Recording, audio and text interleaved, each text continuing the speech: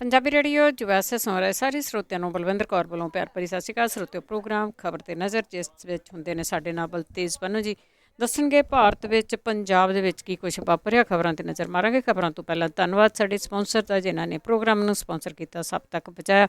Gurcharan Singh ji Bakersfield, Manjit Singh Deewana Fresno, Satnam Singh Shergill Selma, Gurdeep Singh ਪਿਰਦੀ Clovis, Khalsa insurance agency San Jose 4082722500, ਟਰਕੀਆਣਾ immigration 4159090503, ਜੈਂਡਰ ਹੋਮ ਲੋਨ ਵਾਲੇ ਮੋਂਚੀਮਾ ਜੀ 5599052575। ਬਹੁਤ ਬਹੁਤ ਧੰਨਵਾਦ ਕਰਦੇ ਹਾਂ। ਪ੍ਰੋਗਰਾਮਾਂ ਨੂੰ ਸਪਾਂਸਰ ਕਰਦੇ ਹੋ, ਸਭ ਤੱਕ ਪਹੁੰਚਾਉਂਦੇ ਸਾਡੇ ਨਾਲ ਜੁੜ ਚੁੱਕੇ ਨੇ ਬਲਤੇਜ ਪੰਨੂ। ਸਤਿ ਸ਼੍ਰੀ ਅਕਾਲ, ਸਵਾਗਤ ਹੈ ਜੀ। ਸਤਿ ਸ਼੍ਰੀ ਅਕਾਲ ਜੀ, ਧੰਨਵਾਦ ਜੀ, ਬਹੁਤ ਮਿਹਰਬਾਨੀ। ਸਭ ਤੋਂ ਪਹਿਲਾਂ ਗੱਲ ਕਰਦੇ ਹਾਂ ਮਮਤਾ ਬੈਨਰਜੀ। ਉਸਨੇ ਬਹੁਤ ਸਿੱਧਾ ਹਮਲਾ ਬੋਲਿਆ ਪ੍ਰਧਾਨ ਮੰਤਰੀ। ਦੇਖੋ, ਐਕਚੁਅਲੀ ਕੀ ਹੈ ਕਿ ਜਿਹੜੇ ਤਰੀਕੇ ਦੇ ਨਾਲ ਪ੍ਰਧਾਨ ਮੰਤਰੀ ਹੋਰਾਂ ਨੇ ਮੁੱਖ ਮੰਤਰੀਆਂ ਦੀ ਮੀਟਿੰਗ ਜਿਹੜੀ ਉਹ ਸੱਦੀ, ਜਾਂ ਪਿਛਲੇ ਦਿਨਾਂ ਦੇ ਵਿੱਚ ਝਾਰਖੰਡ ਦੇ ਮੁੱਖ ਮੰਤਰੀ ਜਿਹੜੇ ਹਿਮੰਤ ਸੋਰੇਨ ਨੇ, ਉਹਨਾਂ ਨੇ ਗੱਲ ਆਖੀ ਸੀਗੀ ਕਿ ਜੀ ਫੋਨ ਤਾਂ ਮੈਨੂੰ ਆਇਆ ਪਰ ਮਨ ਕੀ ਬਾਤ ਸੁਣਾਤੀ, ਜੇ ਕੰਮ ਦੀ ਗੱਲ ਕੀਤੀ ਹੁੰਦੀ ਤਾਂ ਮੈਂ ਵੀ ਉਹਦੇ ਵਿੱਚ ਪਾਰਟਿਸਿਪੇਟ ਕਰਦਾ। ਉਦੋਂ ਭਾਰਤੀ ਜਨਤਾ ਪਾਰਟੀ ਵਾਲਿਆਂ ਨੇ ਉਹਦੇ ਉੱਤੇ ਹਮਲਾ ਬੋਲ ਦਿੱਤਾ ਸੀਗਾ, ਹਿਮੰਤ ਸੋਰੇਨ ਦੇ ਉੱਤੇ, ਚਾਰ ਚਫੇਰੇ ਤੋਂ ਬਜਾਏ ਇਹਦੇ ਕਿ ਇਹ ਕਿਹਾ ਜਾਵੇ, ਕਿਉਂਕਿ ਜਿਹੜੇ ਰਾਜ ਨੇ ਉਹਨਾਂ ਦੀ ਵੀ ਸੁਣੋ। ਹੁਣ ਮਮਤਾ ਬੈਨਰਜੀ ਹੋਰਾਂ ਨੇ ਇਹ ਹਮਲਾ ਬੋਲਿਆ। ਹੋਇਆ ਇਹ ਕਿ ਕੱਲ ਕੁਛ ਰਾਜਾਂ ਦੇ ਮੁੱਖ ਮੰਤਰੀਆਂ ਦੀ ਮੀਟਿੰਗ ਜਿਹੜੀ ਸੱਦੀ ਸੀ, ਜਿਹਦੇ ਵਿੱਚ ਇਹ ਵਰਚੁਅਲ ਮੀਟਿੰਗ ਸੀਗੀ, ਇਹਦੇ ਵਿੱਚ ਪੱਛਮੀ ਬੰਗਾਲ ਦੇ ਮੁੱਖ ਮੰਤਰੀ ਮਮਤਾ ਬੈਨਰਜੀ ਹੋਰੀ ਵੀ ਸ਼ਾਮਲ ਸੀਗੇ। ਉਹਨਾਂ ਨੇ ਇਹ ਮੀਟਿੰਗ ਨੂੰ ਸੁਪਰ ਫਲॉप ਦੱਸਦਿਆਂ ਜਿਹੜੀ ਪ੍ਰੈਸ ਕਾਨਫਰੰਸ ਕੀਤੀ ਮੀਟਿੰਗ ਤੋਂ ਬਾਅਦ, ਉਹਨਾਂ ਨੇ ਇਹ ਗੱਲ ਕਹੀ ਕਿ ਉਹਨਾਂ ਸਣੇ ਕੁਝ ਰਾਜਾਂ ਦੇ ਮੁੱਖ ਮੰਤਰੀਆਂ ਨੂੰ ਬੋਲਣ ਹੀ ਨਹੀਂ ਦਿੱਤਾ ਗਿਆ। ਇਹ ਕਿਹਾ ਕਿ ਇਹ ਰਾਜਾਂ ਦੇ ਮੁੱਖ ਮੰਤਰੀਆਂ ਦੀ ਬੇਇੱਜ਼ਤੀ ਆ, ਔਰ ਉਹਨਾਂ ਨੇ ਇਹ ਵੀ ਦਾਅਵਾ ਕੀਤਾ ਕਿ ਸਿਰਫ ਭਾਜਪਾ ਦੇ ਰਾਜਾਂ ਵਾਲੇ ਮੁੱਖ ਮੰਤਰੀਆਂ ਨੂੰ ਬੋਲਣ ਦਿੱਤਾ ਗਿਆ, ਜਦੋਂ ਕਿ ਦੂਜੇ ਸੂਬਿਆਂ ਦੇ ਮੁੱਖ ਮੰਤਰੀ ਜਿਹੜੇ ਸੀ ਉਹਨਾਂ ਨੂੰ ਕਠਪੁਤਲੀ ਬਣਾ ਕੇ ਰੱਖ ਦਿੱਤਾ ਗਿਆ। ਇਹ ਕਿਹਾ ਗਿਆ ਕਿ ਗੈਰ ਰਸਮੀ ਤੇ ਸੁਪਰ ਫਲॉप ਮੀਟਿੰਗ ਇਹ ਸੀਗੀ। ਉਹਨਾਂ ਨੇ ਇਹ ਗੱਲ ਕਹੀ ਕਿ ਅਸੀਂ ਇਨਸਲਟ ਮਹਿਸੂਸ ਕਰ ਰਹੇ ਹਾਂ ਔਰ ਦੇਸ਼ ਦੇ ਸੰਘੀ ਢਾਂਚੇ ਨੂੰ ਨੁਕਸਾਨ ਪਹੁੰਚਾਉਣ ਦੀ ਇਹ ਕੋਸ਼ਿਸ਼ ਹੈ। ਇਹ ਕਿਹਾ ਕਿ ਪ੍ਰਧਾਨ ਮੰਤਰੀ ਦੇ ਵਿੱਚ ਅਸੁਰੱਖਿਆ ਦੀ ਇੰਨੀ ਭਾਵਨਾ ਜ਼ਿਆਦਾ ਹੈ ਕਿ ਉਹਨਾਂ ਨੇ ਸਾਡੀ ਗੱਲ ਤੱਕ ਨਹੀਂ ਸੁਣੀ। ਉਹਨਾਂ ਇਹ ਵੀ ਕਿਹਾ ਕਿ ਪ੍ਰਧਾਨ ਮੰਤਰੀ ਨੇ ਨਾ ਇਹ ਪੁੱਛਿਆ ਕਿ ਪੱਛਮੀ ਬੰਗਾਲ ਦੇ ਵਿੱਚ ਕੋਵਿਡ-19 ਦੇ ਹਾਲਾਤ ਕਿਸ ਤਰ੍ਹਾਂ ਦੇ ਨੇ, ਰਾਜ ਉਹਦੇ ਨਾਲ ਕਿਵੇਂ ਜਿਹੜਾ ਉਹ ਨਿੱਠ ਰਿਹਾ, ਨਾ ਵੈਕਸੀਨੇਸ਼ਨ ਦੇ ਬਾਰੇ ਚ ਪੁੱਛਿਆ, ਨਾ ਆਕਸੀਜਨ ਦੇ ਬਾਰੇ ਦੇ ਵਿੱਚ ਪੁੱਛਿਆ, ਨਾ ਬਲੈਕ ਫੰਗਸ ਦੇ ਬਾਰੇ ਦੇ ਵਿੱਚ ਕੋਈ ਸਵਾਲ ਪੁੱਛਿਆ। ਇਹ ਵੀ ਕਿਹਾ ਕਿ ਦੇਸ਼ ਕਰੋਨਾ ਦੇ ਮਾਮਲੇ ਘੱਟ ਹੋਣ ਸੰਬੰਧੀ ਪ੍ਰਧਾਨ ਮੰਤਰੀ ਦੇ ਦਾਅਵੇ ਬਾਰੇ ਉਹਨਾਂ ਇਹ ਕਿਹਾ ਕਿ ਜੇ ਲਾਗ ਦੇ ਕੁੱਲ ਮਾਮਲੇ ਘੱਟ ਹੋ ਰਿਹਾ ਤੇ ਕਰੋਨਾ ਕਰਕੇ ਮੌਤਾਂ ਦੇ ਇੰਨੇ ਕੇਸ ਕਿਉਂ ਸਾਹਮਣੇ ਆ ਰਹੇ ਆ। ਮੁੱਖ ਮੰਤਰੀ ਨੇ ਵੀ ਦੋਸ਼ ਲਾਇਆ ਕਿ ਕੇਂਦਰ ਸਰਕਾਰ ਦੇ ਕੋਲੇ ਦੇਸ਼ 'ਚ ਕਰੋਨਾ ਨਾਲ ਨਿਪਟਣ ਲਈ ਕੋਈ ਯੋਜਨਾ ਨਹੀਂ ਗੀ। ਅਸਲ 'ਚ ਸਮੱਸਿਆ ਇਹ ਹੈ ਕਿ ਹਿਮੰਤ ਸੋਰੇਨ ਬੋਲ ਪਏ, ਹੁਣ ਜਿਹੜੇ ਮਮਤਾ ਬੈਨਰਜੀ ਨੇ ਉਹ ਬੋਲ ਪਏ। ਇੱਥੇ ਘੁੱਗੂ ਬਣੇ ਆ ਮੁੱਖ ਮੰਤਰੀ ਜਿਹੜੇ, ਕਿਉਂਕਿ ਦਿੱਲੀ ਦੇ ਮੁੱਖ ਮੰਤਰੀ ਜਿਹੜਾ ਸੀ ਅਰਵਿੰਦ ਕੇਜਰੀਵਾਲ, ਉਹ ਬੋਲਿਆ। ਉਹਨੇ ਪਰਸੋਂ ਇੱਕ ਗੱਲ ਇਹ ਕਹਿਤੀ ਕਿ ਜੀ ਸਿੰਗਾਪੁਰ ਦੇ ਵਿੱਚ ਜਿਹੜੇ ਨਵਾਂ ਵੈਰੀਐਂਟ ਜਿਹੜਾ ਆਇਆ, ਇਸ ਕਰਕੇ ਸਿੰਗਾਪੁਰ ਦੇ ਨਾਲ ਉਹ ਫਲਾਈਟਾਂ ਜਿਹੜੀਆਂ ਉਹ ਕੈਂਸਲ ਕਰ ਦੇਣੀਆਂ ਚਾਹੀਦੀਆਂ ਨੇ, ਕਿਉਂਕਿ ਇਹ ਕਿਹਾ ਜਾ ਰਿਹਾ ਕਿ ਉਹ ਬੱਚਿਆਂ ਦੇ ਉੱਤੇ ਅਸਰ ਕਰੂਗਾ। ਬਜਾਏ ਇਹਦੇ ਕਿ ਉਹਦੀ ਗੱਲ ਸੁਣੀ ਜਾਂਦੀ, ਵਿਚਾਰੀ ਜਾਂਦੀ, ਇਹ ਹਾਲ ਕਰਕੇ ਜਿੰਨੇ ਭਾਜਪਾਈਏ ਸੀਗੇ ਉਹ ਉਹਨੂੰ ਪੈ ਗਏ ਅਰਵਿੰਦ ਕੇਜਰੀਵਾਲ ਨੂੰ ਕਿ ਤੂੰ ਸਾਡੇ ਸੰਬੰਧ ਖਰਾਬ ਕਰੇਗਾ ਸਿੰਗਾਪੁਰ ਦੇ ਨਾਲ। ਉਹਨੇ ਜਿਹੜਾ ਡਿਪਟੀ ਮੁੱਖ ਮੰਤਰੀ ਨੇ ਮਨੀਸ਼ ਸਿਸੋਦੀਆ, ਉਹਨਾਂ ਨੇ ਉਹ ਸਿੰਗਾਪੁਰ ਦੇ ਜਿਹੜਾ ਸੀਗਾ ਆਫੀਸਰ ਮੰਤਰੀ ਜਿਹੜਾ ਸੀਗਾ, ਉਹਦੇ ਬਿਆਨ ਕੱਢ ਕੇ ਰੱਖਤਾ ਵੀ ਆਹ ਦੇਖੋ, ਉਹ ਇਹ ਗੱਲ ਕਹਿ ਰਿਹਾ ਜੇ ਅਸੀਂ ਉਹ ਗੱਲ ਗਾਂਹ ਚੁੱਕ ਦਿੱਤੀ ਤੇ ਏਡਾ ਕਿਹੜਾ ਹਨੇਰ ਆ ਗਿਆ।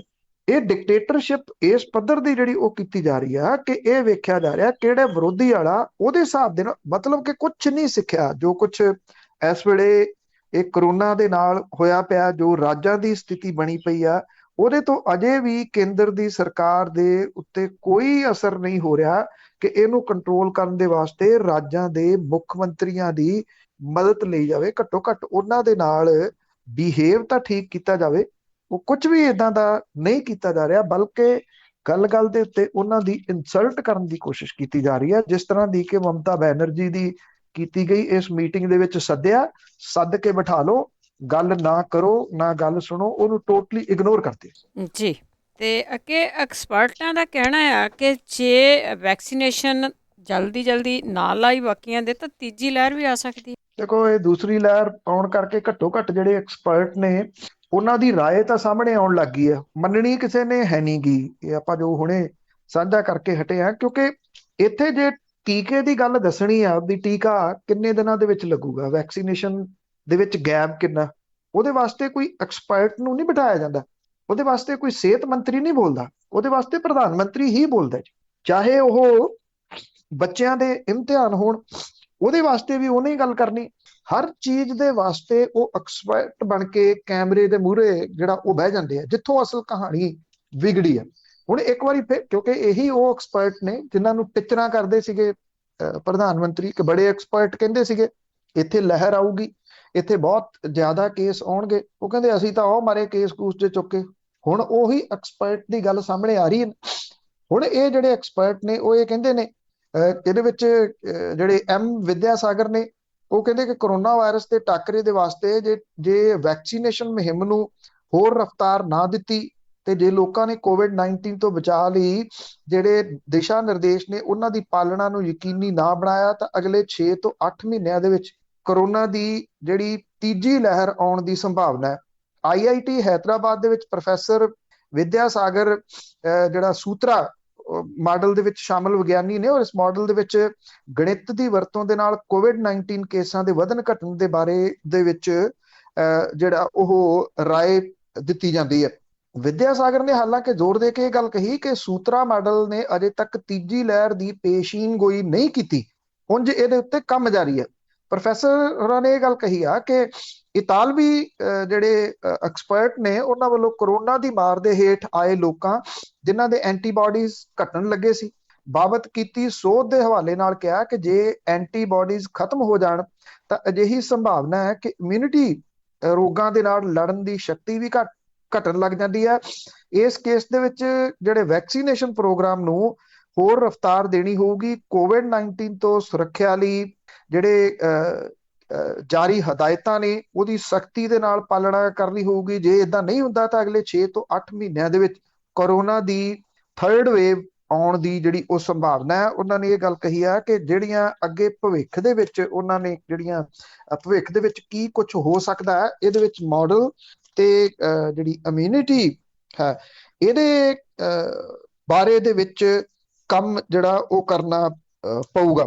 ਔਰ ਇਹ ਵੀ ਜਿਹੜਾ ਉਹਨਾਂ ਨੇ ਇਹ ਗੱਲ ਕਹੀ ਕਿ ਜਦੋਂ ਕਿਸੇ ਵਿਅਕਤੀ ਨੂੰ ਕਰੋਨਾ ਦੀ ਲਾਗ ਚਿੰਬੜਦੀ ਹੈ ਤਾਂ ਕਰੋਨਾ ਵਾਇਰਸ ਦੇ ਨਾਲ ਲੜਨ ਵਾਲੇ ਐਂਟੀਬਾਡੀਜ਼ ਘੱਟੋ ਘੱਟ 8 ਮਹੀਨਿਆਂ ਤੱਕ ਖੂਨ ਦੇ ਵਿੱਚ ਜਿਹੜੇ ਉਹ ਰਹਿੰਦੇ ਆ।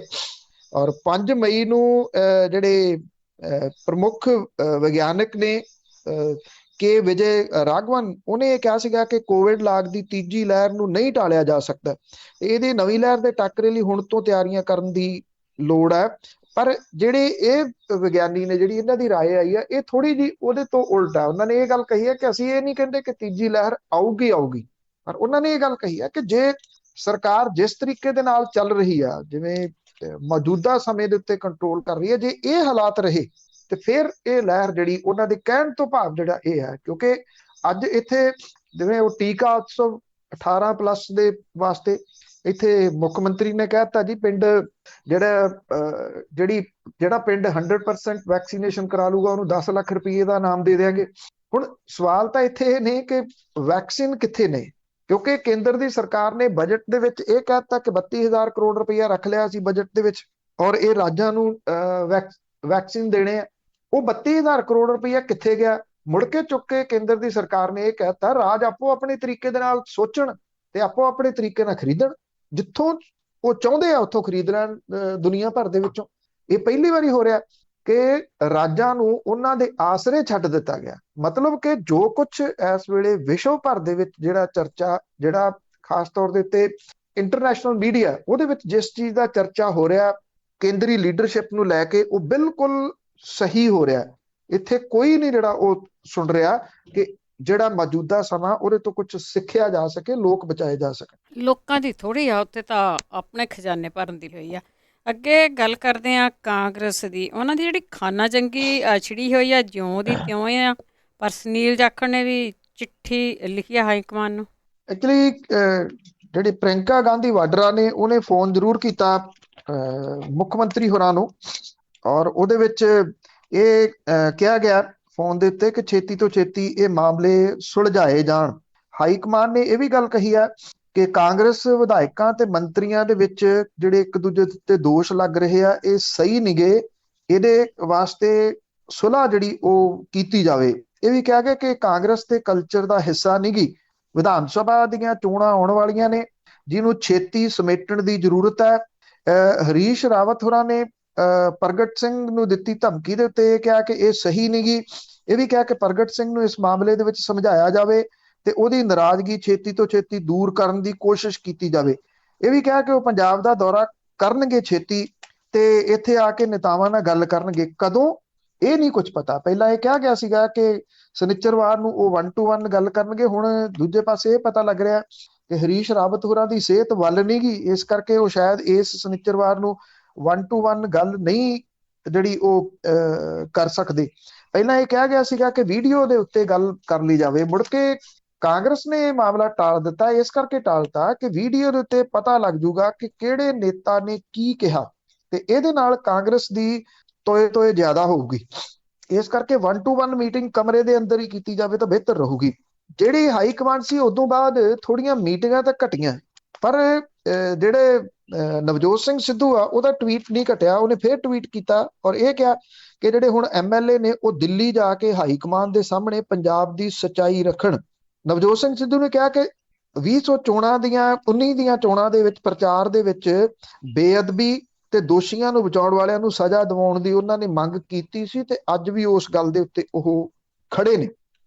ਸੁਨੀਲ ਜਾਖੜ ਹੁਰੀ ਜਿਹੜੇ ਨੇ ਉਹਨਾਂ ਨੇ ਜਿਹੜੇ ਕੁਝ ਨੇਤਾ ਨੇ ਉਹਨਾਂ ਨੂੰ ਇਹ ਗੱਲ ਕਹੀ ਆ ਕਿ ਜਿਹੜੇ ਮੌਕਾ ਪ੍ਰਸਤ ਆਗੂ ਨੇ ਉਹਨਾਂ ਤੋਂ ਸਾਵਧਾਨ ਰਹਿਣ ਦੀ ਲੋੜ ਆ।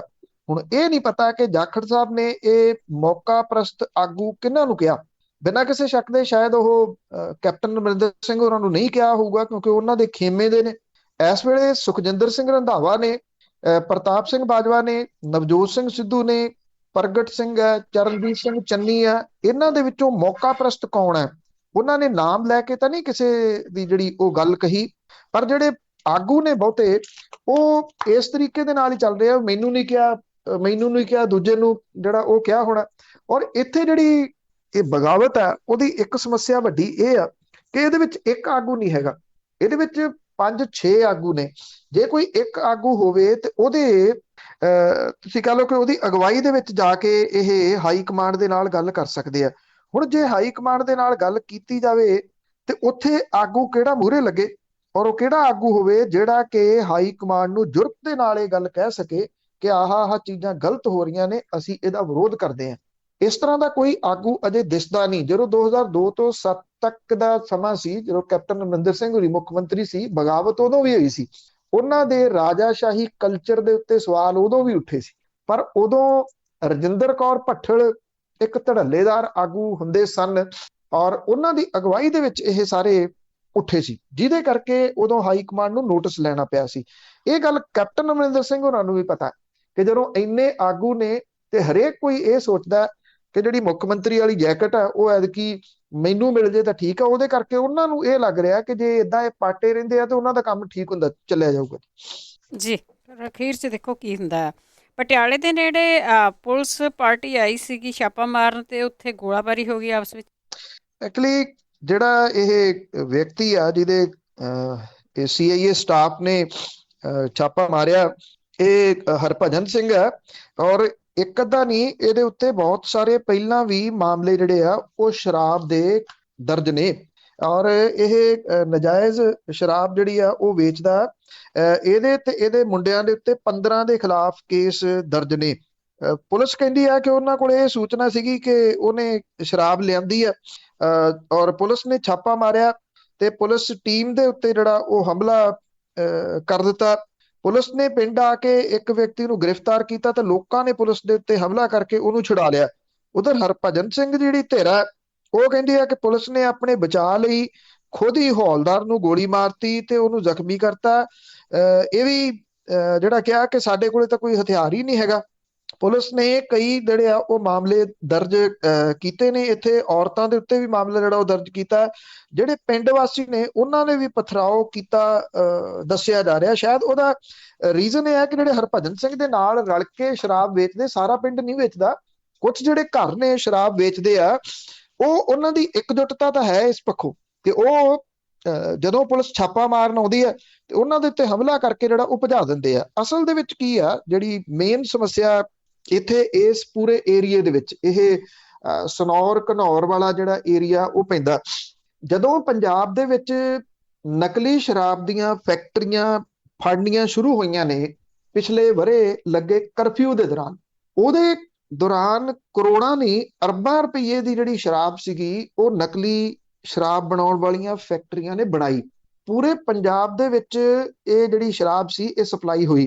ਇਸੇ ਨਕਲੀ ਸ਼ਰਾਬ ਦੇ ਨਾਲ, ਜ਼ਹਿਰੀਲੀ ਸ਼ਰਾਬ ਦੇ ਨਾਲ 125 ਦੇ ਕਰੀਬ ਮੌਤਾਂ ਮਾਝੇ ਦੇ ਖੇਤਰ ਤਰਨਤਾਰਨ ਦੇ ਨੇੜੇ ਤੇੜੇ ਹੋਈਆਂ। ਇਹ ਤਾਂ ਰਿਪੋਰਟ ਹੋ ਗਈਆਂ, ਉਂਝ ਕਿੰਨੀਆਂ ਹੋਈਆਂ ਇਹ ਨਹੀਂ ਕੁਝ ਵੀ ਪਤਾ। ਉਦੋਂ ਮੁੱਖ ਮੰਤਰੀ ਹੋਰੀ ਨਿਕਲੇ ਸੀ ਇੱਕ ਵਾਰੀ ਪੰਜਾਬ 'ਚ, ਦੇਰ ਪਹਿਲਾਂ ਦੀ ਗੱਲ ਆ ਜਦੋਂ ਪੰਜਾਬ ਆਏ ਸੀਗੇ, ਤੇ ਉਦੋਂ ਉਹਨਾਂ ਨੇ ਉੱਥੇ ਜਿਹੜੇ ਲੋਕ ਜਿਨ੍ਹਾਂ ਦੀ ਮੌਤ ਹੋ ਗਈ ਸੀ ਉਹਨਾਂ ਦੇ ਪਰਿਵਾਰਾਂ ਨੂੰ 5-5 ਲੱਖ ਰੁਪਈਆ ਦੇ ਦਿੱਤਾ। ਇਹ ਕਹਿਤਾ ਕਿ ਅੱਗੋਂ ਜਿਹੜਾ ਸ਼ਰਾਬ ਏਦਾਂ ਦੀ ਫੜੀ ਜਾਊਗੀ ਉਹਦੇ ਤੇ 302 ਦਾ ਮੁਕੱਦਮਾ ਦਰਜ ਹੋਊਗਾ। ਤਰਨਤਾਰਨ ਡਿਸਟ੍ਰਿਕਟ ਦੇ ਵਿੱਚ 3-4 ਦਿਨ ਪਹਿਲਾਂ ਜਿਹੜਾ ਉੱਥੋਂ ਦਾ MLA ਹੈਗਾ ਇਸ ਸਰਹੱਦੀ ਖੇਤਰ ਦਾ, ਉਹਦੇ ਨੇੜਲੇ ਤੋਂ ਵੀ ਸ਼ਰਾਬ ਵੱਡੀ ਮਾਤਰਾ ਦੇ ਵਿੱਚ ਜਿਹੜੀ ਉਹ ਫੜੀ ਗਈ ਆ। ਜਿਹੜਾ ਭੁੱਲਰ ਆ MLA, ਉਹਦੇ ਨੇੜਲੇ ਤੋਂ। ਔਰ ਇਹ ਇੱਥੇ ਜਿਹੜਾ ਪਟਿਆਲੇ ਦੇ ਵਿੱਚ ਕੰਮ ਕੌਣ ਕਰਦਾ ਇਹ ਸਭ ਨੂੰ ਪਤਾ। ਉਹ ਕਾਂਗਰਸੀ MLA ਆ ਜਿਹਦੀਆਂ ਇਹ ਫੈਕਟਰੀਆਂ ਉਦੋਂ ਫੜੀਆਂ ਗਈਆਂ ਸੀ। ਇਸੇ ਕਰਕੇ ਉਹਨੂੰ ਕੁਝ ਵੀ ਨਹੀਂ ਹੋਇਆ, ਨਾ ਕੋਈ 302 ਦਾ ਮੁਕੱਦਮਾ ਦਰਜ ਹੋਇਆ, ਨਾ ਉਹਦੇ ਉੱਤੇ ਆਚ ਆਈ, ਕਿਉਂਕਿ ਉਹ ਇਸ ਗੱਲੋਂ ਬੜਾ ਸਿਆਣਾ, ਕੱਲਾ ਨਹੀਂ ਖਾਂਦਾ, ਤੂੰ ਗਾਂ ਵੰਡ ਕੇ ਜਿਹੜਾ ਉਹ ਖਾਂਦਾ। ਇਹ ਅੱਗੋਂ ਉਹਦੇ ਕਰਿੰਦੇ ਨੇ ਜਿਹੜੇ ਬਹੁਤੇ ਰੱਖੇ ਹੋਏ ਆ, ਜਿਹੜੇ ਕਿ ਇਹ ਸ਼ਰਾਬ ਦਾ ਕਾਰੋਬਾਰ ਕਰਦੇ ਆ। ਪੰਜਾਬ ਦੇ ਵਿੱਚ ਕਿੰਨੀ ਕੁ ਨਕਲੀ ਸ਼ਰਾਬ ਜਿਹੜੀ ਉਹ ਬਣ ਰਹੀ ਹੈ, ਜਾਂ ਜਿਹੜੀ ਦੂਜੇ ਸੂਬਿਆਂ ਤੋਂ ਆਉਂਦੀ ਸ਼ਰਾਬ, ਜਾਂ ਦੂਜੇ ਸੂਬਿਆਂ ਦੀ ਕਹਿ ਕੇ ਬਣਾਈ ਜਾਂਦੀ ਜਿਹੜੀ ਸ਼ਰਾਬ ਹੈ, ਇਹਦੇ ਵਿੱਚ ਜਿਹੜੀਆਂ ਡਿਸਟਿਲਰੀਆਂ ਨੇ ਉਹ ਵੀ ਲੱਗੀਆਂ ਹੋਈਆਂ ਨੇ ਇਸੇ ਕੰਮ ਦੇ ਵਿੱਚ। ਉਹ ਕੀ ਕਰਦੀਆਂ ਨੇ, ਇੱਕ ਟਰੱਕ ਜਿਹੜਾ ਉਹ ਨਿਕਲਿਆ ਲੀਗਲ ਤੇ 6-7 ਟਰੱਕ ਜਿਹੜੇ ਉਹ ਇਲੀਗਲ ਕੱਢਤੇ। ਉਹਦੇ ਵਿੱਚ ਸਰਕਾਰ ਨੂੰ ਟੈਕਸ ਨਹੀਂ ਦੇਣਾ ਪੈਂਦਾ, ਆਬਕਾਰੀ ਵਿਭਾਗ ਨੂੰ ਚੂਨਾ ਜਿਹੜਾ ਉਹ ਲੱਗ ਰਿਹਾ। ਜੇ ਹੁਣ ਪੁਲਿਸ ਉੱਥੇ ਜਿਹੜਾ ਉਹ ਚਲੇਗੀ, ਜਿਹਦੀ ਇੰਨੀ ਜ਼ਰੂਰਤ ਪਈ ਕਿ ਉਹ ਇੱਟਾਂ ਵੱਟੇ ਮਾਰਨ ਤੇ ਅੱਗੋਂ ਗੋਲੀ ਚਲਾ ਦੇਣ, ਬਿਨਾਂ ਸ਼ਹਿ ਤੋਂ ਤਾਂ ਇੰਨਾ ਕੁਝ ਨਹੀਂ ਹੋ ਸਕਦਾ। ਔਰ ਸ਼ਹਿ ਕਿਹਦੀ ਆ ਉਹ ਬਹੁਤ ਸਾਰੇ ਲੋਕਾਂ ਨੂੰ ਜਿਹੜਾ ਉਹ ਪਤਾ। ਹੁਣ ਪੁਲਿਸ ਦੇ ਉੱਤੇ ਪਈ ਤੇ ਪੁਲਿਸ ਨੇ ਰੌਲਾ ਜਿਹੜਾ ਉਹ ਪਾਇਆ, ਇੱਥੇ ਹੀ ਨਹੀਂ ਪਈ ਜਗਰਾਉਂ 'ਚ ਵੀ ਹੈ। ਜਗਰਾਉਂ 'ਚ ਜਿੱਥੇ 2 ਥਾਣੇਦਾਰ ਮਾਰਤੇ ਚਿੱਟੇ ਵਾਲਿਆਂ ਨੇ, ਚਿੱਟੇ ਦੇ ਜਿਹੜੇ ਸਮਗਲਰ ਨੇ, ਇਹਨਾਂ ਲੋਕਾਂ ਦੇ ਇੰਨੇ ਮੂੰਹ ਪੈ ਗਏ ਪਿਛਲੇ 4.5 ਸਾਲਾਂ ਦੇ ਦੌਰਾਨ ਕਿ ਇਹ ਪੁਲਿਸ ਨੂੰ ਟਿੱਚ ਸਮਝਣ ਲੱਗੇ। ਉਹਦਾ ਕਾਰਨ ਕੀ ਆ, ਇਹਨਾਂ ਦੇ ਪਿੱਛੇ ਰਾਜਨੀਤਿਕ ਵੱਡੇ ਲੋਕ ਜਿਹੜੇ ਉਹ ਖੜੇ ਨੇ, ਜਿਨ੍ਹਾਂ ਦਾ ਮਕਸਦ ਇੱਕੋ ਇੱਕ ਆ ਕਿ ਪੈਸੇ ਜਿੱਥੋਂ ਬਣਦੇ ਆ ਬਣਾ ਲਓ। ਬਿਲਕੁਲ ਜੀ, ਉਹ ਪੁਲਿਸ ਨੂੰ ਟਿੱਚ ਸਮਝਦੇ ਤੇ ਪੁਲਿਸ ਆਮ ਲੋਕਾਂ ਨੂੰ ਟਿੱਚ ਸਮਝਦੀ ਆ। ਤੇ ਅੱਗੇ ਗੱਲ ਕਰਦੇ ਹਾਂ, ਇੱਕ ਵੀਡੀਓ ਬੜੀ ਚਰਚਿਤ ਆ, ਇੱਕ ਭਾਈ ਅਰਦਾਸ ਕਰਦਾ, ਉਹ ਵੀ ਕੰਟਰੋਵਰਸ਼ਲ ਆ, ਉਸ ਨੂੰ ਤਾਂ ਗ੍ਰਿਫਤਾਰ ਕਰ ਲਿਆ ਗਿਆ ਆ ਤੇ ਭਾਜਪਾ ਉਸ ਦੀ ਪਿੱਠ ਤੇ ਆਈ। ਇਹ ਬੜਾ ਗੰਭੀਰ ਮਸਲਾ ਆ। ਅੱਜ ਕਿਸੇ ਨੂੰ ਇਹ ਲੱਗਦਾ ਹੋਵੇ ਕਿ ਇਹ ਪਤਾ ਨਹੀਂ ਇਹ ਵੀਡੀਓ ਆ ਗਈ ਤੇ ਉਹਦੀ ਅਰੈਸਟ ਹੋ ਗਈ ਤੇ ਇਹ ਮਾਮਲਾ ਖਤਮ ਹੋ ਜਾਣਾ, ਇਹ ਖਤਮ ਨਹੀਂ ਹੋਣਾ ਮਾਮਲਾ ਐਡੀ ਛੇਤੀ। ਕਿਉਂਕਿ ਜੇ ਤੁਸੀਂ ਉਹਨੂੰ ਵੀਡੀਓ ਨੂੰ ਧਿਆਨ ਦੇ ਨਾਲ ਵੇਖੋ, ਉਹਦੇ ਵਿੱਚ ਜੇ ਤਾਂ ਤੁਸੀਂ ਹੱਥ 'ਚ ਫੜ ਕੇ ਮੋਬਾਈਲ ਵਗੈਰਾ ਦੇ ਨਾਲ ਬਣਾਉਣੇ ਆ ਵੀਡੀਓ, ਉਹ ਹਿੱਲਦੀ ਆ, ਉਹ ਕਦੀ ਇਕਸਾਰ ਨਹੀਂ ਜਿਹੜੀ ਉਹ ਹੋ ਸਕਦੀ, ਕਿਤੇ ਨਾ ਕਿਤੇ ਉਹਦੇ ਵਿੱਚ ਡੋਲ ਦਾ ਨਜ਼ਰ ਆਉਂਦਾ। ਜੇ ਉਹ CCTV ਦੀ ਫੁਟੇਜ ਹੋਵੇ ਤੇ ਉਹਦੇ ਵਿੱਚ ਵੌਇਸ ਨਹੀਂ ਹੁੰਦੀ, ਇਹਦੇ 'ਚ ਆਵਾਜ਼ ਪ੍ਰੋਪਰ ਆ। ਬਕਾਇਦਾ ਇੱਕ ਐਂਗਲ ਦੇ ਉੱਤੇ ਕੈਮਰਾ ਜਿਹੜਾ ਆ ਉਹ ਲਾ ਕੇ ਬਣਾਈ ਗਈ ਵੀਡੀਓ ਆ ਤੇ ਫਿਰ ਵਾਇਰਲ ਕੀਤੀ ਗਈ ਵੀਡੀਓ। 2 ਵੱਡੀਆਂ ਕੰਟਰੋਵਰਸ਼ੀਅਲ ਚੀਜ਼ਾਂ ਨੇ ਇਹਦੇ ਵਿੱਚ। ਇੱਕ ਤਾਂ ਸਰਸੇ ਵਾਲੇ ਦੀ ਰਿਹਾਈ ਦੀ ਅਰਦਾਸ ਕੀਤੀ ਗਈ ਹੈ। ਇਹ ਕਿਹਾ ਗਿਆ ਕਿ ਉਹਦੀ ਰਿਹਾਈ ਹੋਵੇ ਤੇ ਇੱਥੇ ਉਹਨੂੰ ਇਸ ਗੁਰਦੁਆਰੇ ਅਸੀਂ ਲੈ ਕੇ ਆਵਾਂਗੇ। ਇਹ ਬਠਿੰਡਾ ਦੇ ਬੀੜ ਤਲਾਬ ਗੁਰੂ ਘਰ ਦੇ ਵਿੱਚ ਜਿਹੜੀ ਆ ਉੱਥੇ ਅਰਦਾਸ ਕੀਤੀ ਗਈ ਹੈ। ਦੂਜਾ ਜਿਹੜਾ ਪੁਆਇੰਟ ਹੈ ਇਹਦੇ ਵਿੱਚ ਵੱਡਾ, ਉਹ ਇਹ ਉਭਾਰਿਆ ਗਿਆ ਕਿ ਦਲਿਤਾਂ ਦੇ ਉੱਤੇ ਹੁੰਦੇ ਅਤਿਆਚਾਰ, ਪ੍ਰਧਾਨ ਮੰਤਰੀ ਦਾ ਦਲਿਤ ਮੁੱਖ ਮੰਤਰੀ ਬਣਾਉਣ ਦਾ ਸੁਪਨਾ ਪੂਰਾ ਕਰਨ ਦੇ ਵਾਸਤੇ ਅਰਦਾਸ ਕੀਤੀ ਗਈ ਹੈ। ਇਹ ਆਖਿਆ ਗਿਆ ਕਿ ਸਾਡੀਆਂ ਜਿਹੜੀਆਂ ਦਲਿਤ ਭਾਈਚਾਰੇ ਦੀਆਂ ਸਮੱਸਿਆਵਾਂ ਨੇ ਉਹਨਾਂ ਨੂੰ ਹੱਲ ਨਹੀਂ ਕੀਤਾ ਗਿਆ। ਇਹ ਵੀ ਕਿਹਾ ਗਿਆ ਕਿ ਜਿਹੜੇ ਸਾਡੇ MLA ਬਣ ਕੇ ਜਾਂਦੇ ਰਹੇ ਉਹਨਾਂ ਨੇ ਸਾਡੀਆਂ ਸਮੱਸਿਆਵਾਂ ਨਹੀਂ ਉਠਾਈਆਂ। ਹੁਣ ਉਹ ਕਹਿੰਦੇ ਕਿ ਪ੍ਰਧਾਨ ਮੰਤਰੀ ਨਰਿੰਦਰ ਮੋਦੀ ਹੋਰਾਂ ਦੇ ਵੱਲੋਂ ਪੰਜਾਬ ਦੇ ਵਿੱਚ ਇੱਕ ਦਲਿਤ ਮੁੱਖ ਮੰਤਰੀ ਬਣਾਉਣ ਦਾ ਸੁਪਨਾ ਲਿਆ ਗਿਆ ਤੇ ਉਸ ਸੁਪਨੇ ਨੂੰ ਪੂਰਾ ਕਰਨ ਦੀ ਅਰਦਾਸ ਜਿਹੜੀ ਆ ਉਹ ਕੀਤੀ ਗਈ ਆ। ਪੰਜਾਬ ਦੇ ਵਿੱਚ ਇਹ ਆ ਕਿ ਪੰਜਾਬ ਨੇ ਬੜੇ ਮਾੜੇ ਦਿਨ ਦੇਖੇ, ਆਪਣੇ ਪਿੰਡੇ ਤੇ ਹਟਾਏ, ਪਰ ਪੰਜਾਬ ਦੇ ਵਿੱਚ ਕਦੀ ਦੰਗੇ ਨਹੀਂ ਹੋਏ। ਫਿਰਕਿਆਂ ਦੇ ਵਿਚਾਲੇ, ਦੋ ਫਿਰਕਿਆਂ ਦੇ ਵਿਚਾਲੇ ਦੰਗੇ ਨਹੀਂ ਹੋਏ, ਹਿੰਦੂ ਮੁਸਲਿਮ ਦੰਗੇ ਨਹੀਂ ਹੋਏ। ਹੁਣ ਜਦੋਂ ਜਿਹੜੀ ਕਿਸਾਨ ਸਮੱਸਿਆ ਹੈ ਉਹਦੇ ਨਾਲ, ਜਿੱਥੇ ਕਿਸਾਨ ਵੱਡੀ ਗਿਣਤੀ ਦੇ ਵਿੱਚ ਉਹ ਅਫੈਕਟ ਹੋ ਰਹੇ ਨੇ, ਉੱਥੇ ਆੜ੍ਹਤੀਏ ਵੀ ਹੋ ਰਹੇ ਨੇ, ਉਨੇ ਹੀ ਉਹ ਵੀ ਨਾਲ ਖੜੇ ਨੇ, ਕਿਸਾਨ ਮਜ਼ਦੂਰ ਵੀ ਹੋ ਰਹੇ ਨੇ ਉਨੇ ਹੀ। ਤਿੰਨ ਧਿਰਾਂ ਨੇ ਪੰਜਾਬ 'ਚ, ਤਿੰਨੇ ਦੀਆਂ ਤਿੰਨੇ ਅਫੈਕਟ ਹੋ ਰਹੀਆਂ ਨੇ। ਹੁਣ ਉਹਦੇ ਵਿੱਚੋਂ ਇਹ ਕੱਢਿਆ ਗਿਆ ਕਿ ਦਲਿਤਾਂ ਨੂੰ ਤੇ ਜੱਟਾਂ ਨੂੰ ਆਪਸ ਦੇ ਵਿੱਚ ਪਾੜੋ। ਇਹ ਉੱਥੋਂ ਨਿਕਲੀ ਹੋਈ ਜਿਹੜੀ ਵੀਡੀਓ ਆ। ਜਿਹੜੇ ਅਰਦਾਸ ਕਰਨ ਵਾਲੇ ਨੇ, ਜਿਹੜੇ ਕਹਿੰਦੇ ਆ ਕਿ ਉਹਨਾਂ ਨੇ ਸੁਪਨਾ ਲਿਆ, ਉਹ ਇਹ ਗੱਲ ਕਿਉਂ ਭੁੱਲਦੇ ਆ ਕਿ ਅੱਜ ਵੀ ਬਹੁਤ ਸਾਰੇ ਸੂਬਿਆਂ ਦੇ ਵਿੱਚ ਮੰਦਿਰਾਂ ਦੇ ਵਿੱਚ, ਖੂਹਾਂ ਦੇ ਉੱਤੇ ਅਜੇ ਵੀ ਲਿਖ ਕੇ ਲਾਇਆ ਹੋਇਆ ਕਿ ਕਿਹੜੇ ਲੋਕ ਇੱਥੇ ਨਹੀਂ ਚੜ ਸਕਦੇ, ਇੱਥੇ ਅੰਦਰ ਨਹੀਂ ਆ ਸਕਦੇ। ਵੱਡੇ ਇੱਕ ਮੰਦਿਰ ਦਾ ਨੀਂਹ ਪੱਥਰ ਰੱਖਿਆ ਗਿਆ ਸੀ, ਉੱਥੇ ਰਾਸ਼ਟਰਪਤੀ ਦਾ ਨਾਂ ਆਉਣਾ ਸਭ ਨੂੰ ਪਤਾ ਕਿਉਂ ਸੀ। ਇਹ ਲੋਕਾਂ ਨੂੰ ਗੱਲ ਸਮਝ ਨਹੀਂ ਆਉਂਦੀ। ਜਦੋਂ 500 ਸਾਲਾ ਗੁਰੂ ਨਾਨਕ ਸਾਹਿਬ ਦਾ ਗੁਰਪੁਰਬ ਸੀ, ਉਦੋਂ ਵੀ ਮੈਂ ਇਹ ਗੱਲ ਜਿਹੜੀ ਕੀਤੀ ਸੀ ਵੀ ਜੇ ਗੁਰੂ ਨਾਨਕ ਸਾਹਿਬ ਦੀ ਫਿਲਾਸਫੀ ਨੂੰ ਮੰਨਦੇ ਹੋ ਤਾਂ ਘੱਟੋ ਘੱਟ ਗੁਰਦੁਆਰੇ ਜਿਹੜੇ ਉਹ ਇੱਕ ਹੋਣੇ ਚਾਹੀਦੇ ਆ। ਜੇ ਤੁਸੀਂ ਗੁਰਦੁਆਰੇ ਇੱਕ ਨਹੀਂ ਕਰ ਸਕਦੇ, ਉਹਦੇ ਵਿੱਚ ਜਾਤ ਪਾਤ ਹੈ, ਤੇ ਚਲੋ ਸ਼ਮਸ਼ਾਨ ਘਾਟ ਇੱਕ ਕਰ ਲਓ। Doctor Dharamvir Gandhi member parliament ਰਹੇ ਨੇ ਪਟਿਆਲੇ ਦੇ, ਉਹਨਾਂ ਨੇ ਇੱਕ ਬਹੁਤ ਕਮਾਲ ਦੀ ਕੋਸ਼ਿਸ਼ ਕੀਤੀ ਸੀ। ਉਹਨਾਂ ਨੇ ਕੋਸ਼ਿਸ਼ ਕੀਤੀ ਸੀ, ਉਹ ਕਹਿੰਦੇ ਗ੍ਰਾਂਟ ਦਿਓ ਜਿਹੜੀ MP ਲੈਂਡ ਫੰਡ ਦੇ ਵਿੱਚੋਂ, ਉਹਨੂੰ ਦਊਂਗਾ ਜਿਹੜੇ ਸ਼ਮਸ਼ਾਨ ਘਾਟ ਇੱਕ ਕਰ ਲੈਣਗੇ ਪਿੰਡਾਂ ਦੇ। ਉਹ ਇੱਕ ਨਹੀਂ ਹੋ ਰਹੇ, ਉਹ ਇੱਕ ਨਹੀਂ ਹੋ ਪਾ ਰਹੇ। ਕਿੱਥੇ ਨੁਕਸ ਹੈ? ਦੋਨਾਂ ਧਿਰਾਂ ਦੇ ਵਿੱਚ ਬਰਾਬਰ ਦਾ ਨੁਕਸ ਹੈ। ਉਹਦੇ ਚ ਇੱਕ ਧਿਰ ਨਹੀਂ, ਦੋਨੋਂ ਧਿਰਾਂ ਬਰਾਬਰ ਦੀਆਂ ਨੇ। ਕੁਝ ਥਾਵਾਂ ਦੇ ਉੱਤੇ ਜਿਹੜੇ ਆ ਉਹ ਇਹ ਕਹਿੰਦੇ ਲੈ ਹੁਣ ਅਸੀਂ ਫਲਾਣਿਆਂ ਦੇ ਨਾਲ ਥੋੜੀ ਨਾ ਆਪਣਾ ਸ਼ਮਸ਼ਾਨ ਘਾਟ ਸਾਂਝਾ ਕਰਾਂਗੇ, ਸਾਡੇ ਬਹੁਤੇ ਲੋਕ ਤਾਂ ਫਲਾਂ ਸ਼ਮਸ਼ਾਨ ਘਾਟ ਦੇ ਵਿੱਚ ਅਸੀਂ ਸੰਸਕਾਰ ਕੀਤਾ ਹੋਇਆ, ਉਹ ਇਕੱਲੇ ਰਹਿ ਜਾਣਗੇ, ਤੇ ਨਵੀਂ ਜਗ੍ਹਾ ਦੇ ਉੱਤੇ ਜਦੋਂ ਅਸੀਂ ਕਰਾਂਗੇ ਉਹ ਵੱਖਰੇ ਬੈਠੇ ਹੋਣਗੇ। ਏਦਾਂ ਦੀ ਮਾਨਸਿਕਤਾ ਵੀ ਜਿਹੜੀ ਆ ਉਹ ਚੱਲ ਰਹੀ ਆ, ਔਰ ਇਹ ਮਾਨਸਿਕਤਾ ਦਾ ਫਾਇਦਾ ਇਹਨਾਂ ਸਿਆਸੀ ਪਾਰਟੀਆਂ ਨੇ ਲੈਣਾ ਜੇ ਪੰਜਾਬ ਵਾਲੇ ਸਮਝਦਾਰ ਨਾ ਹੋਏ।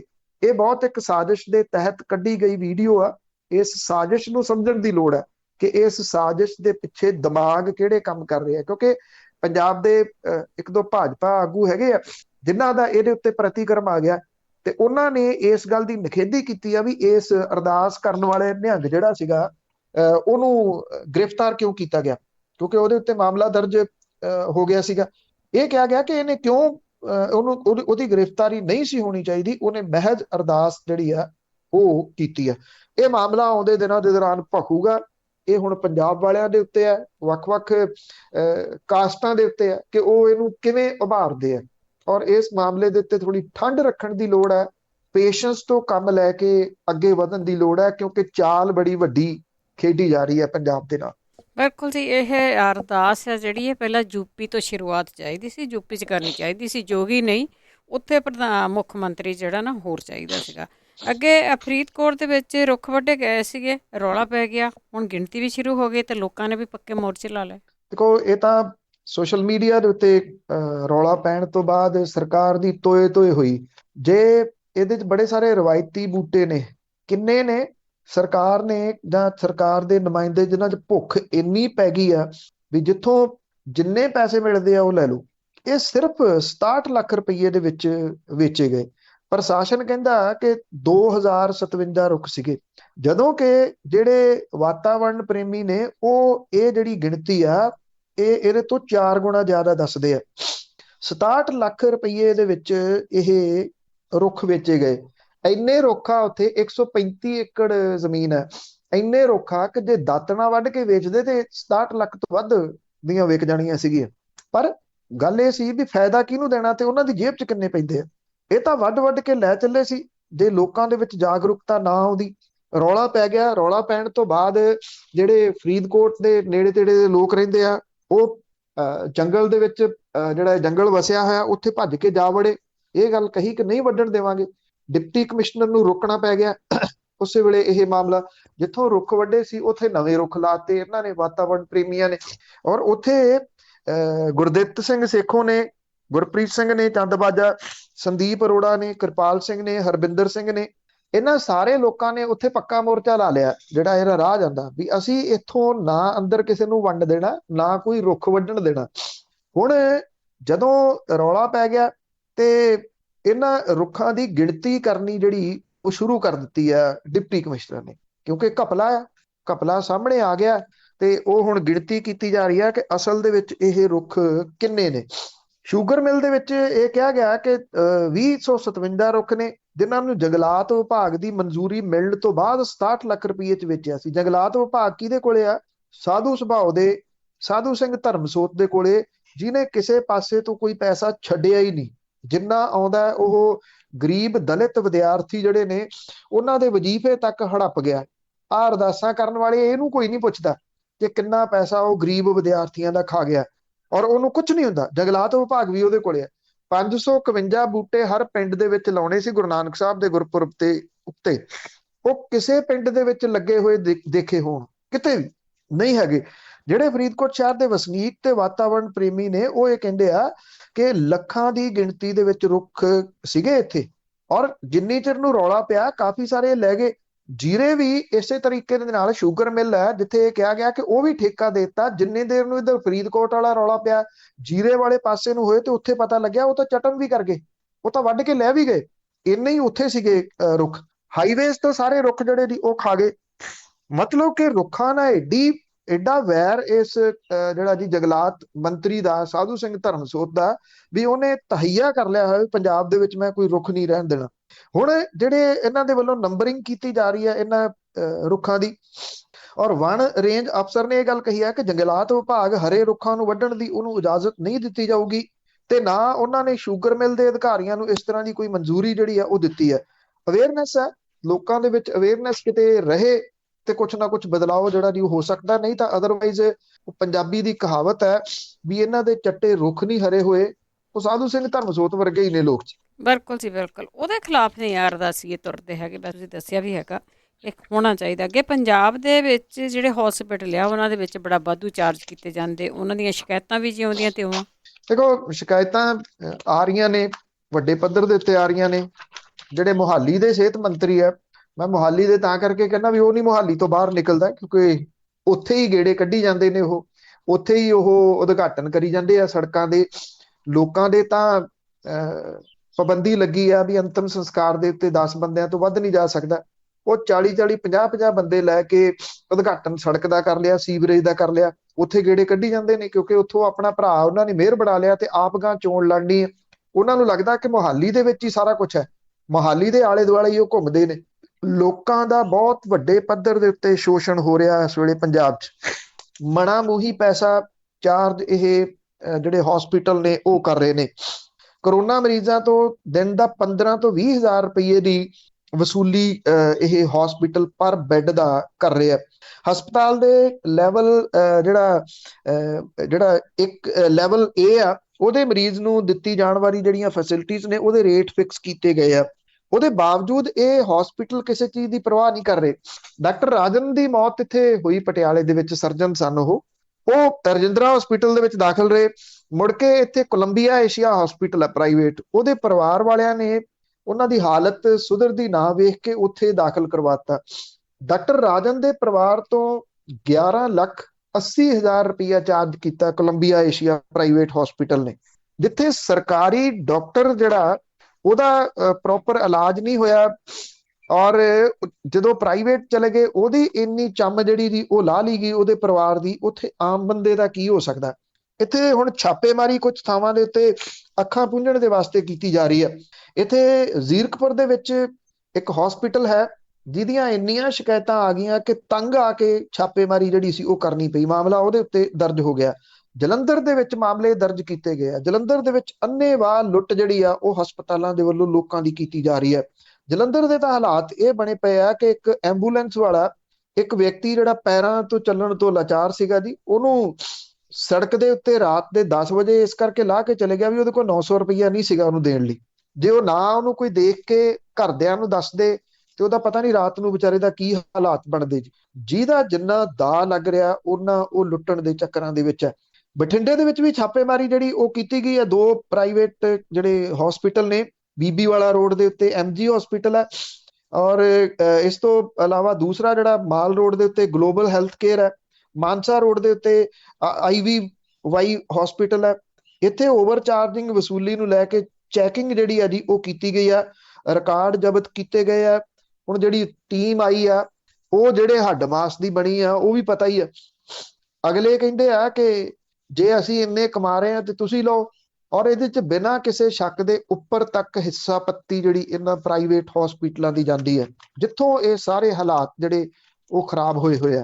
ਜਿਹੜੇ ਲੋਕ ਇਸ ਵੇਲੇ ਵਿਚਾਰੇ ਬੁਰੇ ਤਰੀਕੇ ਦੇ ਨਾਲ ਤੰਗ ਨੇ, ਇੱਕ ਇੱਕ ਟੀਕਾ ਜਿਹੜਾ 3000 ਰੁਪਏ ਦਾ ਟੀਕਾ, ਉਹ ਨਾਲ ਅਗਲੀ ਸਿਫਰ ਲਾ ਕੇ ਉਹਨਾਂ ਨੂੰ ਵੇਚਿਆ ਜਾ ਰਿਹਾ। ਬਲੈਕ ਫੰਗਸ ਦੇ ਆਏ ਕੇਸ ਜਿਹੜੇ ਨੇ, ਉਹਨੇ ਇੱਕ ਨਵੀਂ ਕਾਲਾ ਬਾਜ਼ਾਰੀ ਪੰਜਾਬ ਦੇ ਵਿੱਚ ਜਿਹੜੀ ਉਹ ਸ਼ੁਰੂ ਕਰਾਤੀ ਹੈ। ਹੁਣ ਉਹ ਟੀਕਾ ਮਿਲਣਾ ਅਸੰਭਵ ਜਿਹੜਾ ਉਹ ਹੋ ਗਿਆ। ਲੋਕ ਵਿਚਾਰੇ ਟੱਕਰਾਂ ਮਾਰਦੇ ਫਿਰਦੇ ਨੇ। ਇਹ ਪ੍ਰਾਈਵੇਟ ਹਸਪੀਟਲਾਂ ਵਾਲੇ ਉਹ ਸਮਝ ਰਹੇ ਆ ਕਿ ਆਹੀ ਸਮਾਂ ਜਦੋਂ ਪੈਸੇ ਕਮਾਏ ਜਾ ਸਕਦੇ। ਬਿਲਕੁਲ ਦੋਹਾਂ ਹੱਥਾਂ ਨਾਲ ਲੁੱਟ ਰਹੇ ਆ। ਅਖੀਰ ਦੇ ਵਿੱਚ ਗੱਲ ਕਰਦੇ ਹਾਂ ਭਾਰਤ ਚਾਈਨਾ ਸਰਹੱਦ ਤੇ ਤਿੱਬਤ ਦੇ ਵਿੱਚ ਚਾਈਨਾ ਨੇ ਇੱਕ ਨਵਾਂ ਹੀ ਹਾਈਵੇ ਬਣਾ ਲਿਆ।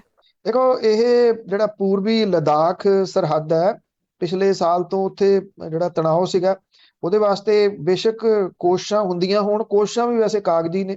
ਹੁਣ ਚੀਨ ਨੇ ਬ੍ਰਹਮਪੁੱਤਰ ਨਦੀ ਘਾਟੀ ਦੇ ਬਰਾਬਰ ਦੇ ਉੱਤੇ ਤਿੱਬਤ ਦੇ ਵਿੱਚ ਰਣਨੀਤਕ ਰੂਪ ਦੇ ਵਿੱਚ ਇੱਕ ਹਾਈਵੇ ਦਾ ਕੰਸਟਰਕਸ਼ਨ ਪੂਰੀ ਕਰ ਲਈ ਹੈ। ਇਸ ਹਾਈਵੇ ਦੇ ਵਿੱਚ 2 ਕਿਲੋਮੀਟਰ ਲੰਬੀ ਸੁਰੰਗ ਵੀ ਸ਼ਾਮਲ ਹੈ। ਇਹ ਇਲਾਕਾ ਭਾਰਤ ਦੇ ਅਰੁਣਾਚਲ ਪ੍ਰਦੇਸ਼ ਦੀ ਸਰਹੱਦ ਦੇ ਨਾਲ ਹੈ।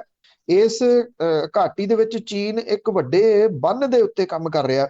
ਚੀਨ ਦੀ ਸਰਕਾਰੀ ਜਿਹੜੀ ਸਮਾਚਾਰ ਏਜੰਸੀ ਆ ਸ਼ਿਨਹੁਆ, ਉਹਦੀ ਰਿਪੋਰਟ ਦੇ ਵਿੱਚ ਹਾਈਵੇ ਦਾ ਕੰਮ ਪੂਰਾ ਹੋਣ ਦੀ ਜਾਣਕਾਰੀ ਦਿੱਤੀ ਗਈ ਹੈ। ਦੁਨੀਆ ਦੀ ਸਭ ਤੋਂ ਡੂੰਘੀ ਘਾਟੀ ਯਾਰਲੁੰਗ ਜੰਗਬੋ ਗ੍ਰਾਂਡ ਕੈਨਨ ਦੇ ਵਿੱਚੋਂ ਲੰਘਣ ਵਾਲੇ ਹਾਈਵੇ ਦਾ ਕੰਸਟਰਕਸ਼ਨ ਪਿਛਲੇ ਹਫ਼ਤੇ ਪੂਰੀ ਹੋ ਗਈ। ਇਹ ਰਿਪੋਰਟ ਦੇ ਮੁਤਾਬਕ ਇਹਦੇ ਉੱਤੇ 2264 ਕਰੋੜ ਰੁਪਈਏ, 31 ਕਰੋੜ ਅਮਰੀਕਨ ਡਾਲਰ ਜਿਹੜੇ ਆ ਉਹ ਲਾਗਤ ਆਈ ਆ, ਔਰ 14 ਦੇ ਵਿੱਚ ਇਹ ਕੰਸਟਰਕਸ਼ਨ ਸ਼ੁਰੂ ਹੋਈ ਸੀਗੀ। ਚਾਈਨੀਜ਼ ਮੀਡੀਆ ਦੇ ਅਨੁਸਾਰ ਇਸ ਹਾਈਵੇ ਦੀ ਡੈਡਲਾਈਨ ਦੇ 228 ਦਿਨ ਪਹਿਲਾਂ ਇਹਨੂੰ ਬਣਾ ਲਿਆ ਗਿਆ, ਔਰ ਚਾਈਨਾ ਨੇ ਭਾਰਤ ਦੀ ਸਰਹੱਦ ਦੇ ਨਾਲ ਲੱਗੇ ਮੈਡੋਕ ਤੇ ਨਿੰਗਚੀ ਦੇ ਵਿੱਚ 2114 ਮੀਟਰ ਲੰਬੀ ਸੁਰੰਗ ਤੇ ਕਰੀਬ 67 ਕਿਲੋਮੀਟਰ ਲੰਬੀ ਸੜਕ ਵੀ ਬਣਾਈ ਸੀ। ਬ੍ਰਹਮਪੁੱਤਰ ਨਦੀ ਨੂੰ ਤਿੱਬਤ ਦੇ ਵਿੱਚ ਯਾਰਲੁੰਗ ਜੰਗਬੋ ਤੇ ਅਰੁਣਾਚਲ ਦੇ ਵਿੱਚ ਸਿਆਂਗ ਨਾਮ ਦੇ ਨਾਲ ਜਾਣਿਆ ਜਾਂਦਾ, ਔਰ ਚਾਈਨਾ ਅਰੁਣਾਚਲ ਪ੍ਰਦੇਸ਼ ਨੂੰ ਭਾਰਤ ਦਾ ਹਿੱਸਾ ਨਹੀਂ ਮੰਨਦਾ। ਉਹਦਾ ਇਹ ਦਾਅਵਾ ਕਿ ਇਹ ਦੱਖਣੀ ਤਿੱਬਤ ਦੇ ਵਿੱਚ ਆਉਂਦਾ, ਔਰ ਚਾਈਨਾ ਦਾ ਇਹ ਹਾਈਵੇ ਭਾਰਤ ਦੇ ਨਾਲ ਜਿਹੜੀ ਕੰਟਰੋਲ ਰੇਖਾ, ਅਸਲ ਕੰਟਰੋਲ ਰੇਖਾ, ਉਹਦੇ ਨੇੜੇ ਸੜਕਾਂ ਤੇ ਸੁਰੰਗ ਜਿਹੜੇ ਨੇ ਉਹ ਨਹੀਂ ਬਣਾ ਸਕਦਾ। ਇਹ ਪਹਿਲਾਂ ਸਮਝੌਤੇ ਸੀਗੇ, ਪਰ ਚਾਈਨਾ ਨੇ ਡਟ ਕੇ ਅੜ ਕੇ ਇਹ ਜਿਹੜੀ ਕੰਸਟਰਕਸ਼ਨ ਆ ਉਹ ਕਰ ਲਈ ਹੈ। ਜਿਹੜਾ ਭਾਰਤ ਦੇ ਸਖਤ ਐਕਸ਼ਨ ਇਹ ਰਹੇ ਕਿ ਇੱਥੇ ਟਿਕਟੌਕ ਬੰਦ ਕਰ ਦਿੱਤਾ ਗਿਆ, ਔਰ ਜਿਹੜਾ ਬਹੁਤਾ ਸਮਾਨ ਹੈ ਇਸ ਵੇਲੇ ਉਹ ਚਾਈਨਾ ਤੋਂ ਹੀ ਜਿਹੜਾ ਆ ਰਿਹਾ ਉਹ ਅੰਦਰ ਖਾਤੇ ਆਉਂਦਾ ਰਿਹਾ। ਹੁਣ ਇਹ ਹਾਈਵੇ ਜਿਹੜਾ ਜੀ ਉਹ ਪੂਰਾ ਹੋਣ ਤੋਂ ਬਾਅਦ ਭਗਤ ਇਸ ਮਾਮਲੇ ਦੇ ਉੱਤੇ ਚੁੱਪ ਕਰਕੇ ਬਹਿ ਗਏ। ਬਿਲਕੁਲ ਇਦਾਂ ਦੇ ਮਾਮਲੇ 'ਚ ਥੋੜੀ ਹੋਣਾ। ਬਹੁਤ ਧੰਨਵਾਦ ਬਲਤੇਜ ਪੰਨੂ। ਮਿਹਰਬਾਨੀ ਜੀ, ਧੰਨਵਾਦ ਜੀ, ਸਤਿ ਸ਼੍ਰੀ ਅਕਾਲ। ਸਤਿ ਸ਼੍ਰੀ ਅਕਾਲ ਜੀ। ਤੇ ਸਰੋਤੇ ਇਸ ਤਰ੍ਹਾਂ ਬਲਤੇਜ ਪੰਨੂ ਜੀ ਸਾਡੇ ਨਾਲ ਜੁੜਦੇ ਨੇ, ਕਰਦੇ ਨੇ ਖਬਰਾਂ। ਇਸੇ ਦੇ ਨਾਲ ਸਾਡਾ ਅੱਜ ਦਾ ਬੁਲੇਟਿਨ ਇੱਥੇ ਸਮਾਪਤ। ਮਲਵਿੰਦਰ ਕਰੋ ਵੱਲੋਂ ਵੀ ਆਪ ਸਭ ਨੂੰ ਪਿਆਰ ਭਰੀ ਸਤਿ